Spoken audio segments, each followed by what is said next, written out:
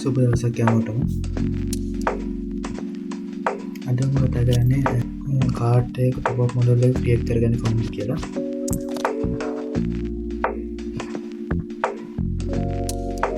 ඉතින් මේ ප්‍රොඩක්ට් එකේ ඉමේජ් එක උඩට කර්සර් එක අරන් ගියාම මේ විදිහට පොප් මොඩල් එක view අපිට වෙනවා. මෙතන අපි හදන ප්‍රොඩක්ට් වල ඩීටේල්ස් ටික මේ විදිහට අපිට වෙනවා.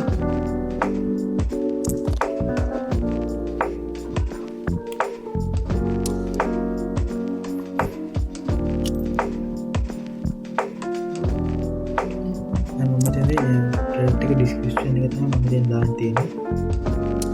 අපි ඇඩ් කරන ඕනෙම ප්‍රොඩක්ට් එකක මේ විදිහට අපිට බලා ගන්න පුළුවන්.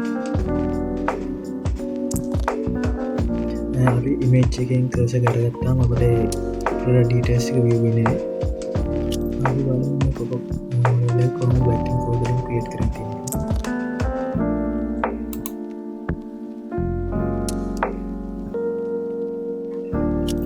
මෙතන ස්පෑන් එකක් දාලා තියෙනවා. දැන් මම මේ ස්පෑන් එක තමයි පොප් මොඩල් එක ක්‍රියේට් කරගෙන තියෙන්නේ. ඉතින් පොප් මොඩල් එකේ කන්ටෙන්ට් එක කොහොමද වෙන්නේ කියලා මම මේ විදිහට PHP එකකට දාලා ඩොලර් ප්‍රොඩක්ට් data කියන එකේ ඩිස්ක්‍රිප්ෂන් එක අරගෙන තියෙනවා මෙතන. එයාගේ ටයිටල් එක තමයි මෙතන ප්‍රොඩක්ට් ඩීටේල්ස් කියලා අරගෙන තියෙනවා. මෙතන ඉමේජ් එකේ තියෙන කර්සර් විතරක් මොඩල් එක අපිට view වෙන්නේ හදාගෙන තියෙන මේ විදිහට. ඒකත් මම ඉමේජ් හදාගෙන තියෙන ස්පෑන් කරලා.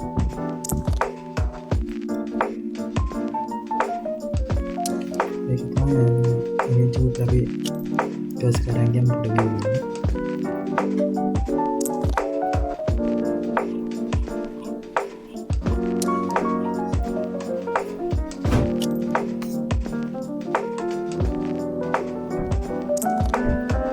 මෙතන මගේ පොඩියට කලින් ස්ක්‍රීට් එක දාලා තියෙන බූස්ට් එක බලන්න. මෙන්න මේ පොප් මොඩල් එක.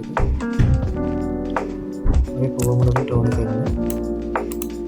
මේකෙන් තමයි මම මේ විදිහට හදාගෙන තියෙන්නේ.